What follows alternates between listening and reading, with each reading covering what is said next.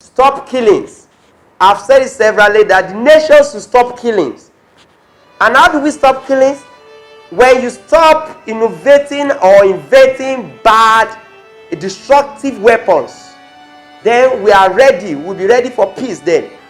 But as long as we are always engaging, preparing for war. Nations are always preparing for war. People are dying every day. You see, everybody is carrying weapons around in the name of forces or with the name of legality, constitutional rights, constitutional activities, enforcing the law, and some other things like that. Be ye not deceived. They will be used to kill the people they are meant to protect.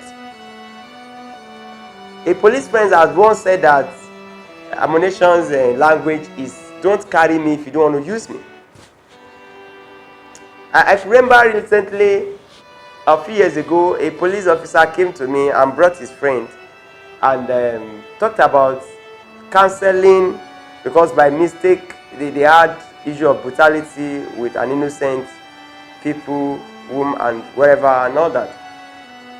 So and he said this voice that the sound the boy made last kept ringing in his hearing for more than 3 months. He will be hearing what this guy was voicing when he was about to leave this earth. That they needed prayer. I just told him, anyway, it's not you that killed. It's the system that is killing us. Very soon too, you may be the victim of the same system. You don't know who is next. So it's not better to just, innovate a new system that would have been our salvation instead of destruction. So stop killing. Let the world agree. Let our nation agree in a peaceful coexisting. If you separate today, the Igbos are going to be killing themselves for power. Until we all realize we are made to live with love. Until we are all realized we are meant to live with peace. Until we are all realized that we are meant to live to serve one another, to defend one another against external forces, not human forces, senses, destructive senses. Making an issue with references to Bible, Quran, how the Islam, how the clerics have engaged in killings and some other things. That was when there were darkness, when darkness was overshadowing the earth. But now it is scriptural that, and the Lord said, let there be light, and there was light. And you see everywhere today, you see light. There is illumination everywhere. There is no cause for ignorance. But yet we are fought by the ignorance. We are destroyed by the ignorance. People daily are dying like chicken. Animals don't die like humans.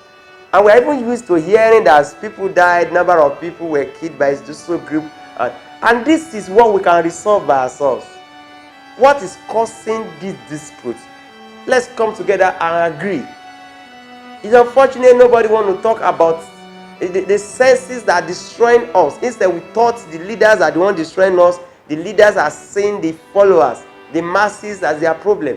Nobody is one another. It is scripture that you do not fight against the blood, the flesh and blood, but against the principalities. What's the principalities?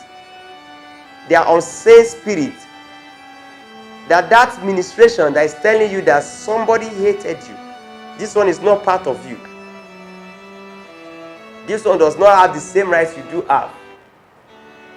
That is making others unequal to you. These are senses. These are senses that is telling you everything is hard. You should keep embezzling people's money. These are senses. These are senses that are telling you that your family should be matter to you, and every other person should be like chicken to you. These are senses. These are senses that ask us to be carrying mobile around with guns to do what anybody that wants to show harassment. Then we silence the person. These are senses. instead of showing the people love, regardless of the sect, how dangerous the sect may be, if the government of the nation show them true love, I'm telling you, nobody will be looking for abominations.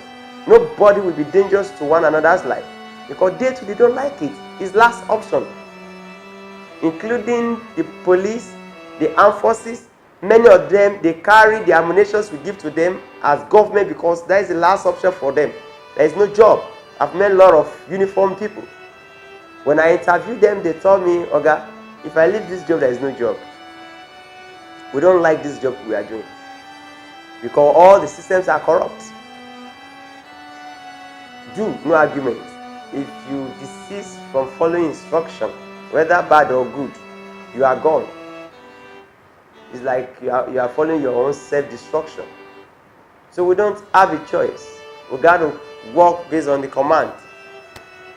I say, okay, if you resign, if you know it's not helpful, so why don't you resign? He say, do you have any other job for me? A lot of them will tell you that if they see other job, they will not be carrying guns. They know the implications. These implications is not destined to them. It's affecting the whole. Our collectiveness, the human race, is an abuse to our next generation. It's an abuse to our children. That in their midst, we are ushering the ammunitions they will live with, that one day will be destroyed by it. By mistake, people handle people. They misidentify people. They thought they are armed robbers, and they eventually not, but they would have killed them. Why do we believe in killing each other? Why do we believe in such sense, such sexuality, such conceptuality? Is that why we go to school? To go and learn how to destroy one another? No. Education is not for that. It's not for game playing against one another living. No. It should have been something. God did not create me for me. He created me for others. You are created for also to benefit the life of others. He created me for others. You are created for also to benefit the life of others. God did not create me for me. He created me for others. You are created for also. God did not create me for me. He created me for others. You are created for also to benefit the life of others. Destruction. Because if you destroy someone, one day somebody will destroy you. I don't really want to know. I don't really want to care how long you stay on this earth. You are going to live the same way you have made others to live. But the question is, are we going to be appreciated by the way we live on earth? Will God appreciate us for castigating each other, for arresting each other, for fighting, for looking for faults, for prosecuting one another? Will God give us any crown for that? I ask myself, did God ask human beings to be killing each other? Under whatever circumstance? I don't want to know. I don't want to ask. What is the reason for human being the cause of elimination to one another? Why don't you kill? Why won't human face the reality of the senses that are destroying their good living? You can actually face it and win it, because we regenerate those inventions, those senses. We can live opposites. But my dear, we need to act fast. And if we are going to act fast, it's not going to come from the government alone. Governments are confused. Everybody is scared now. They are scared of you. They can't walk freely in the midst of society. Coming back home, they know many of them will be traveling abroad when they leave their positions, because they know it's not going to be very, very okay living with you again. It has happened in the past. So It's not even about government. They are confused. You have confused them. Now, the castigation, the accusations, the criticism, the enmity has made them to be confused. They don't have belief in the harmony of the masses. Living with the masses is not part of their agenda again. It's to put enough security around them anywhere they go. Even when they leave the position, they acquire enough security because they know they've not done so well. But it's not their fault. It is the fault of the senses we are operating. You see, a lot of things will happen on social media today. A lot of people will be making the same comment. The world is facing the same direction.